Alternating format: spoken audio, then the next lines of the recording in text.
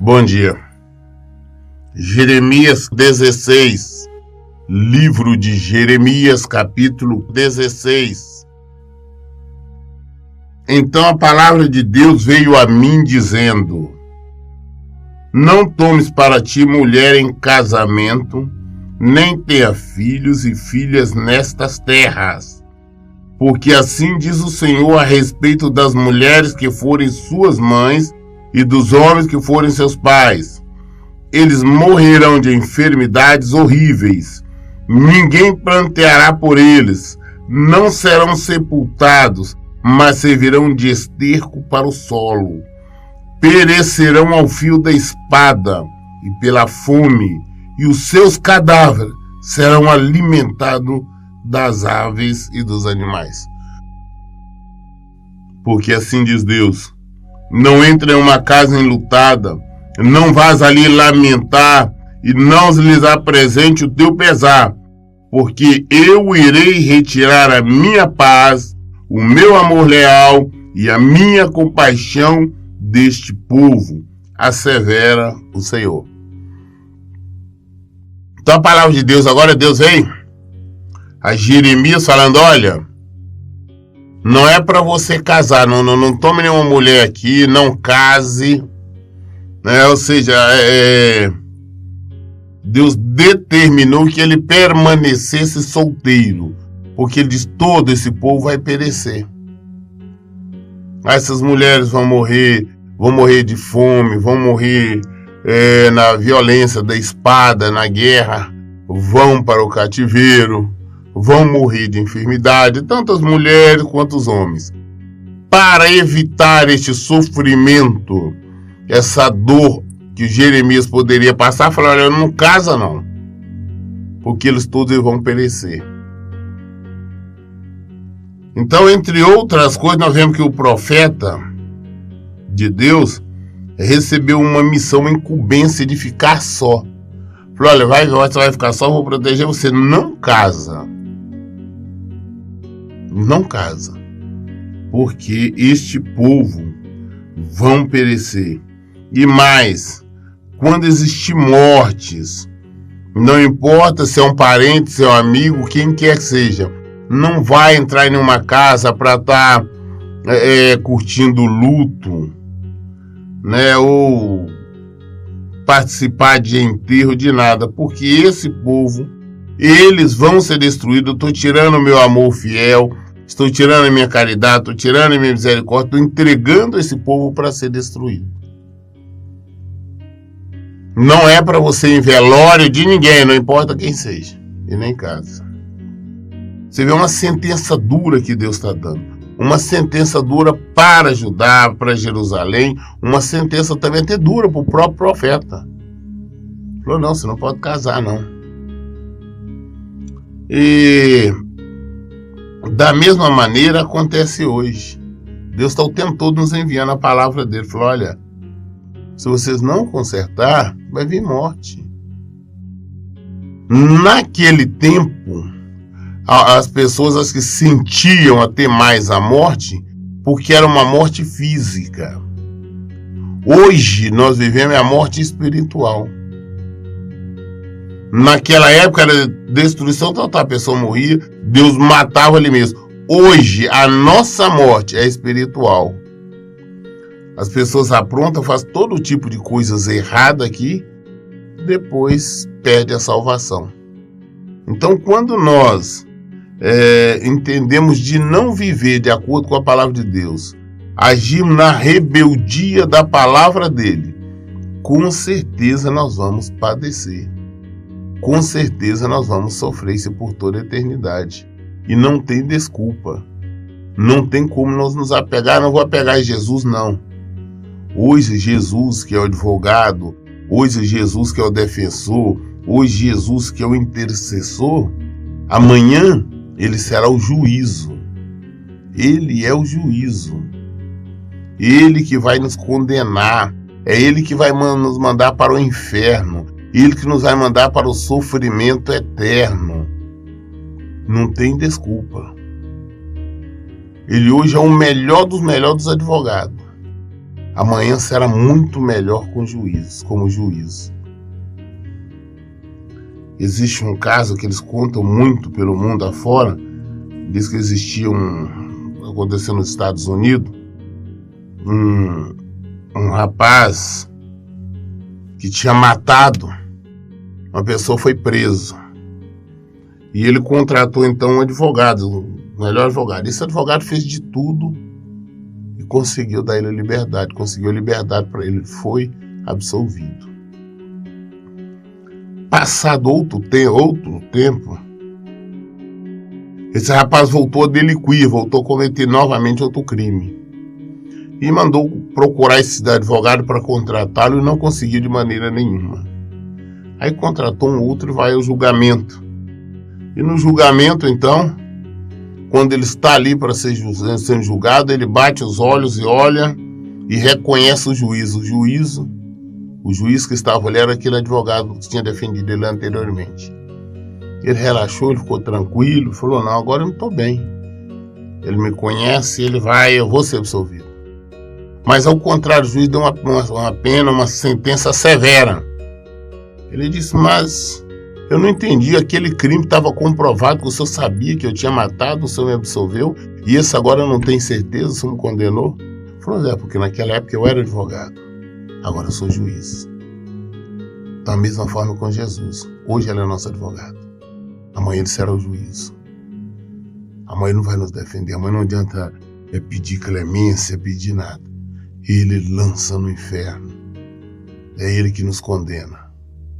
Então, assim nós vemos Deus falando, Deus condenando Jerusalém. Deus condenou Judá por causa do pecado, do erro. Nós temos que escolher o que nós queremos. Nós queremos absolução ou condenação? Tanto os ricos como os pobres morrerão nesta terra, não serão sepultados, nem se pranteará por eles. Não se farão incisões, nem se rapará a cabeça por causa deles. Não se dará pão aos que estiverem de luto, para os consolar por causa dos mortos. Nem lhe dará a beber o cálice da consolação pelo pai ou pela mãe. Não entres na casa onde há um banquete para te assentar com eles, para comer e beber. Pois assim declara o Eterno dos Exércitos, Deus de Israel: farei cessar neste lugar, diante de vossos olhos e durante vossos dias, a voz de regozijo e a voz de alegria, a voz do noivo, a voz da noiva. E quando anunciares a este povo todas essas palavras, eles te indagarem: por que o Senhor determinou uma desgraça tão terrível contra nós? Que erro, falta ou delito cometemos contra Deus, contra o nosso Deus? Então lhe responderás: ora, foi porque os teus antepassados me abandonaram, diz Deus, e preferiram seguir outros deuses, os quais prestaram culto e adoraram. Eles me abandonaram e não desejaram obedecer aos meus mandamentos. Contudo, vós cometeis erros ainda piores do que os vossos pais, pois cada um de vós segue a teimosia de seu coração maligno, recusando a me dar ouvido. Deus manda anunciar, fala, pode avisar eles. Pode avisar, ajudar que serão destruídos, serão mortos de várias maneiras. Vão ser mortos pela fome, pela espada, por todo tipo de coisa. E não adianta, e eles questionar, quando eles me perguntar por que o nosso Deus fez isso, ele, apesar de eles estarem no pecado, falam nosso Deus. Apesar das pessoas estarem adorando imagens, santos, santas, apesar das pessoas estarem no adultério, na mentira, na desonestidade, ele ainda chama o Senhor de nosso Deus, de meu Deus. Ah, Senhor, mas o que nós fizemos? Falaram, vocês são teimosos, nessa teimosia de fazer o que é errado, não seguir, não praticar a minha palavra. É por isso que o castigo vai vir, por isso a destruição vai vir, por isso a morte vai vir. Eu sempre digo, gente, não é por nós abrirmos a boca e falar que Deus é bom e que nós o amamos, não. E sim obediência, porque Jesus deixou bem claro que a única maneira que nós temos de demonstrar amor a Ele é pela nossa obediência à palavra dele. Só assim, caso contrário, nada. Portanto, eu mesmo vos lançarei fora dessa boa terra, para uma terra que não conheceis, nem vós nem vossos pais, e ali servireis dias e noites a outros deuses, porquanto não terei compaixão de vós. Contudo, estão chegando os dias, afirma o Senhor, quando já não mais se dirá, juro pelo nome de Deus, que libertou os israelitas do Egito. Antes dirão, juro pelo nome de Deus, que trouxe os israelitas do norte e de todos os países para onde ele os havia expulsado. Eu os conduzirei de volta para a sua terra, terra que deu seus antepassados. Enviarei muitos pescadores para que vos pesque, afirma o Senhor.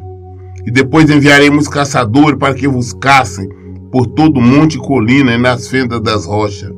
Pois os meus olhos estão sobre todos os seus caminhos, eles não estão escondidos de mim, nem a sua maldade está encoberta aos meus olhos. Retribuirei em dobro a sua maldade, o seu pecado, porque contaminaram a minha terra com os cadáveres dos seus ídolos detestáveis, e com suas abominações encheram a minha herança. Ó Deus, minha força e fortaleza, meu abrigo seguro no dia da aflição. As nações irão a ti desde as extremidades da terra, exclamarão: nossos pais herdaram somente falsidade e inutilidade, ídolos sem proveito algum. Pode um homem fazer deuses para si? Sim, entretanto, jamais seriam deuses. Portanto, eu mesmo lhe farei conhecer, sim, desta vez lhe farei conhecer o meu poder e a minha força, e saberão que o meu nome é Deus, o Senhor. Falou, daqui um dia ninguém vai me conhecer mais como Deus, o Deus que tirou o povo do Egito, não. Ao contrário, vamos saber agora o Deus que trouxe o povo da Babilônia, da Síria, que trouxe novamente como ele trouxe depois de 70 anos. Deus matou muito deles. O restante foi para o cativeiro. Depois de 70 anos, Deus trouxe de volta. Foi o Senhor. E tudo isso por causa do pecado. Não era um povo, volto a insistir, o povo, os israelitas, os hebreus, em nenhum momento eles falavam contra o nosso Deus. Eles falavam de Deus, mas só que ao mesmo tempo adoravam imagens, santos, Baal, Baaslim, Asteroide, enfim, uma série de outros santos, demônios, o que quer que seja. Da mesma forma nós vemos, as pessoas falam em Deus, falam que amam a Deus, mas estão adorando Aparecida, Lourdes, Pai Padre, sei lá, mais um monte de coisa. Temos que adorar somente um que é Deus. Ele não divide a glória dele com ninguém. Aí por isso, quando a morte vem, as pessoas questionam por quê. Mas se não mudarmos, se não nos convertermos rápido, com certeza a morte virá sobre todos. Jeremias capítulo 17. O pecado de Judá está escrito com um estilete de ferro, com ponta de diamante. Está gravado na tábua do seu coração e nas pontas dos seus altares. Ou seja, o pecado é o que marca. Está marcado, está gravado. É como um estilete com ponta de diamante.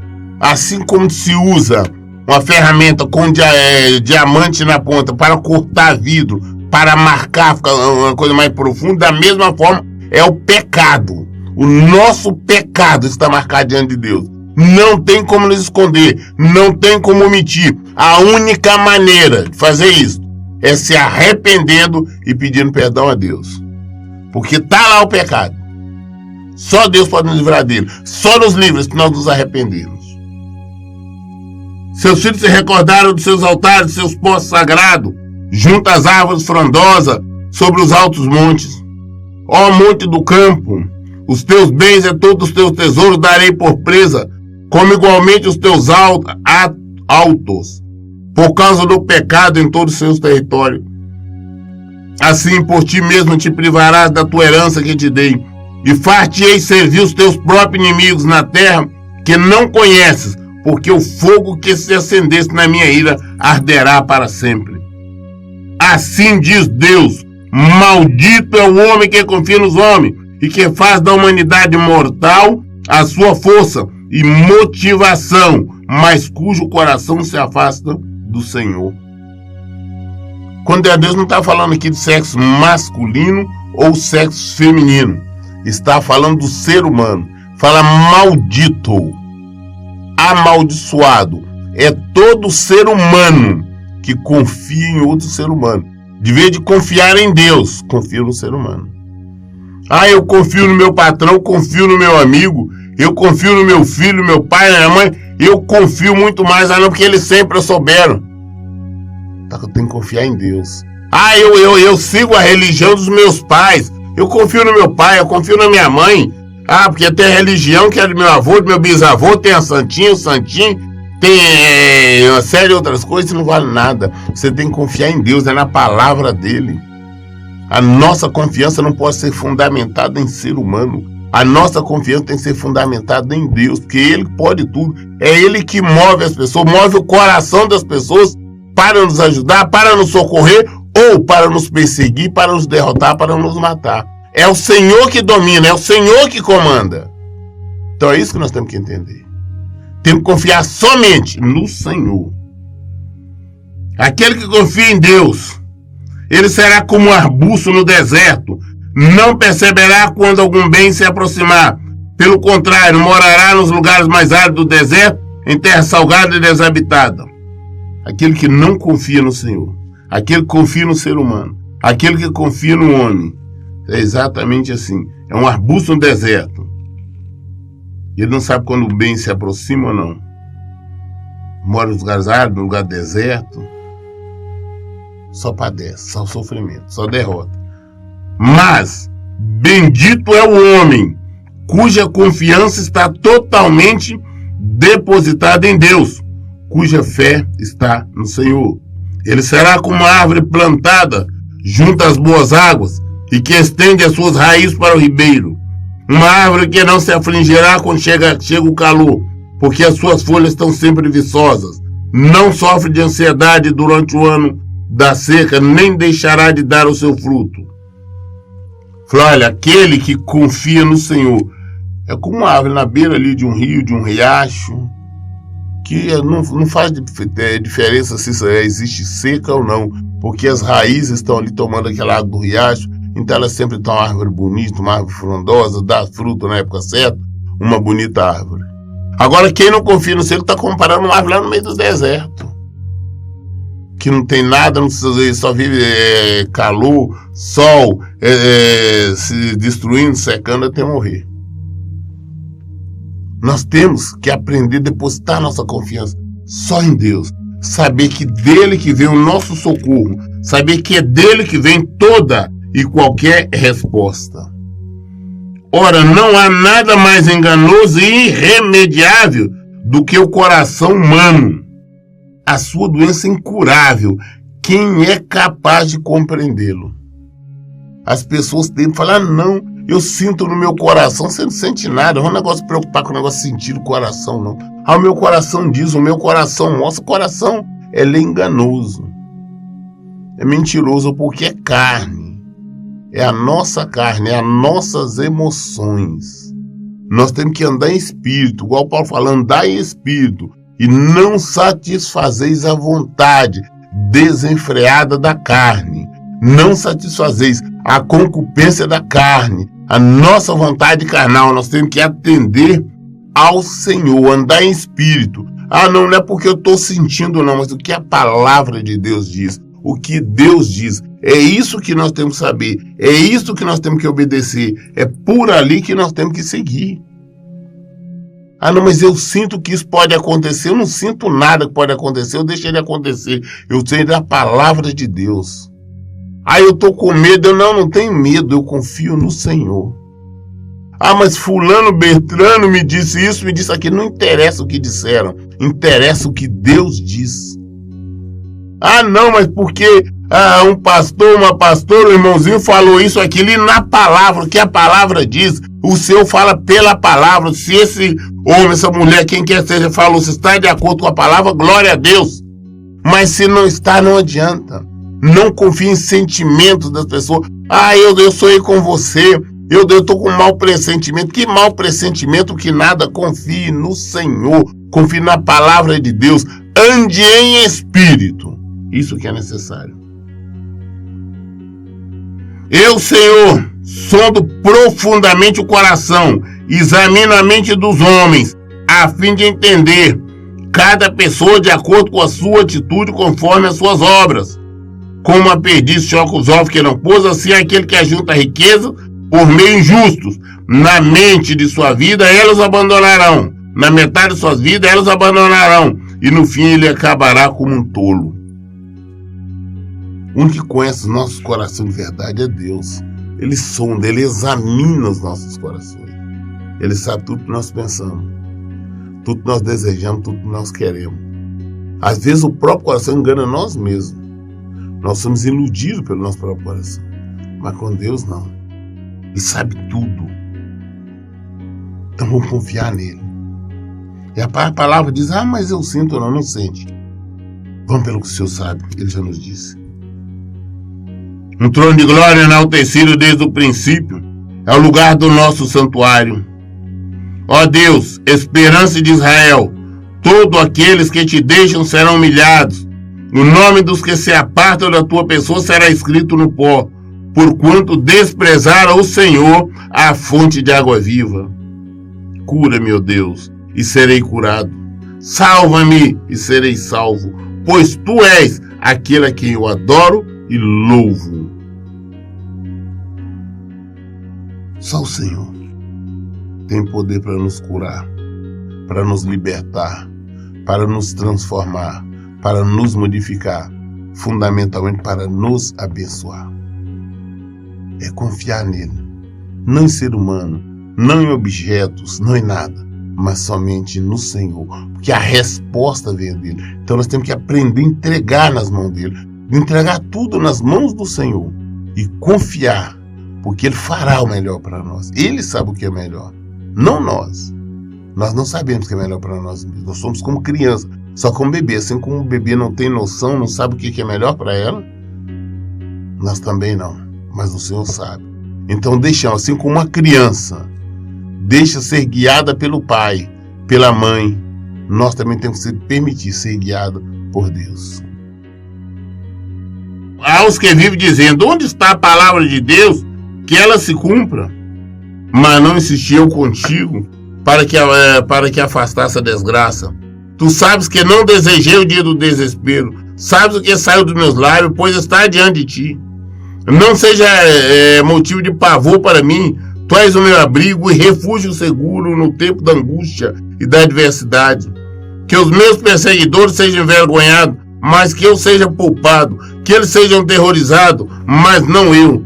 Traz sobre eles o dia da calamidade e destrói-o com total extermínio. Jeremias clama um lamento, o Senhor falou, o Senhor é minha rocha, o Senhor é minha fortaleza. Não deixe o inimigo me pegar não, que eles se destruam. Me proteja. Porque nessa época todo o próprio povo dele, Judá, já estava levantando contra ele, por ele pregar a verdade. Ele falava que o povo tinha que abandonar o pecado, que o castigo ia vir, que a morte ia vir. Enquanto os falsos profetas, os mentirosos estavam dizendo, é paz, é poder, isso aqui é terra de Deus, não vai acontecer nada. Está pregando mentira, como os pregadores de bênção da nossa atualidade. Assim diz Deus, vai, põe-te à porta dos filhos do povo, pelo qual entra e sai os reis de Judá, faz o mesmo diante de todas as portas de Jerusalém. Pregais-lhes, ouvi a palavra do Senhor, vós reis de Judá, e todo o Judá, e todos os moradores de Jerusalém que entrais por estas portas. Assim diz o Senhor, por amor à vossa própria vida, tende o cuidado de não levar carga, nem de fazê-las passar pelas portas de Jerusalém no dia de sábado. Não leveis carga alguma fora de casa, nem façais nenhum trabalho durante o sábado, mas guarda o dia de sábado como dia consagrado, como ordenei o teu antepassado. Contudo, eles não me ouviram, nem me deram atenção, agiram teimosamente, e não desejaram ouvir, nem aceitar a correção. Se deveras me ouvides, e me obedeceis, afirma Deus, e não fizer passar carga alguma pelas portas desta cidade no sábado, mas santificado esse dia, não realizando nele trabalho algum, então entrarão pelos portões dessa cidade, reis e príncipes que se assentarão no trono de Davi, andando em carruagens, e montando o cavalo, eles e seus príncipes, os homens de Judá e os moradores de Jerusalém, e essa cidade será para sempre habitada.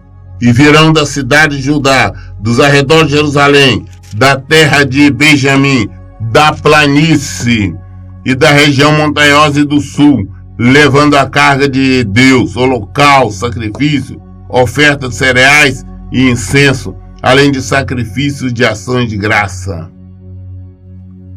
Mas se não me deres ouvido, se não me ouvides, deixando de sacrificar o sábado como um dia consagrado, e transportando cargas quando entrares pelos portões de Jerusalém, no dia de sábado, então atearei fogo às suas portas, e ele consumirá os palácios de Jerusalém, e não se apagará. Deus manda Jeremias, o profeta Jeremias, ficar nas portas da cidade, nas entradas, todo lugar onde o povo ia passar, e clamar para ele, falou, olha, respeite o sábado do Senhor. O que era o sábado? Quando Deus tirou o povo do Egito, Deus determinou que eles tivessem um dia de descanso. Porque este povo, eles eram escravos, eles não sabiam o que era isso. Então ele falou, não, deixa um dia, que é um dia de descanso, para não fazer nada, e além de dedicar esse dia de adoração. Mas esse dia de sábado era um mandamento. Se Deus deu um mandamento, não importa qual seja, por mais absurdo que possa nos parecer, nós temos que obedecer. Essa questão do sábado, né? Dessa obediência ao sábado prevaleceu até a vinda de Jesus. Quando Jesus veio, ele disse, não, falou, o Filho do Homem é Senhor até do sábado. Então o dia de sábado é do Senhor. E Jesus deu inúmeros exemplos. Um dos motivos que ele foi preso exatamente porque ele estava operando inúmeros milagres. A maioria dos milagres ele fez dia de sábado. Ele pregava dia de sábado. E todo mundo está falando, não, mas ele não está respeitando o dia de sábado. Ele falou, não, Senhor, o Filho do Homem é Senhor do sábado. Né? Que ele criou o sábado para o homem, não o homem para o sábado. Então acabou. Mas naquela época existia esta lei, esta determinação. E assim o povo não queria obedecer. Era uma desobediência. Assim como, por exemplo, mentir, adulterar, falsificar, roubar é pecado, também na época o sábado era o pecado. Então você tinha que cumprir. Não cumprindo, não importa quem seja, qual a situação, estava em pecado. Então Deus mandou, falou, olha, vai e mostra para o povo o pecado desse, questão de desobediência. O que eu falo, eles não estão dando ouvido. Eles não estão praticando, fica nas portas da cidade e prega. E dizendo que todos esses que estão praticando assim, vão receber punição. Vão ser destruídos. A cidade vai ser destruída. Judá vai ser destruído. Jerusalém vai ser destruído. Mas se vocês modificarem, se vocês se arrependerem e passarem a agir de maneira diferente, a começar a agir em conformidade com os meus mandamentos, aí eu mudo a situação. Essa cidade vai ter novamente reis, vai ser uma cidade grande, vai ter grandiosidade. Mas caso contrário, serão destruídos. E infelizmente foram destruídos exatamente pela desobediência do povo. Então hoje, o Senhor da mesma maneira nos fala, olha, não minta, não adultere, não deseje o mal, perdoe. E quando nós não fazemos isso, nós estamos indo contra o Senhor. E vamos receber o castigo. Nós vamos receber tratamento de inimigos, de adversário do Senhor, porque Jesus disse, aquele comigo não ajunta, espalha. Aquele que não é por mim, é contra mim. Palavra de Jesus. Então nós só temos todo aquele que não obedece ao Senhor, está contra ele. Lá em Amós, vamos ver mais à frente, diz assim, andarão dois juntos se não estiver de acordo? Se eu não estou de acordo com a vontade de Deus, com o mandamento, com o evangelho de Jesus Cristo, eu não vou andar com ele. Estou andando com a outra, com alguém, mas não é com ele. Então, se nós somos realmente do Senhor, nós temos que obedecer. A vitória nossa, o nosso sucesso está na obediência. Obediência à palavra de Deus, obediência aos preceitos do Senhor. Não existe outra maneira. Falar que o ama, todo mundo fala. As religiões estão falando, não, Deus outros chamam Alá, outros não importa como está sendo chamado. E todo mundo fala que ama Deus, mas ao mesmo tempo estão adorando outras coisas. Adora a imagem, adora objeto, adora isso, adora aquilo. Ou seja, está indo contra a palavra de Deus. Por mais que esteja citando o nome dele, vão ser destruídos. Deus está vendo não como amigo, mas sim como inimigo. Está vendo como adversário. Então Deus vai destruir. É impossível nós, na qualidade de adversário de Deus, não sermos destruídos. Então nós teríamos um Deus que não cumpre a palavra dele, mas a palavra dele se cumpre, tanto para o bem quanto para o mal. Foi o que ele disse. Nós lemos hoje, concluímos aqui o teu capítulo 17. Aí amanhã, querendo Deus, nós vamos então iniciar o capítulo 18 do livro de Jeremias. As dúvidas, esclarecimento, nós buscamos na Bíblia. Por isso, em todo tempo eu digo, leiam e pratiquem a Bíblia. Que Deus abençoe. Tenha um bom dia.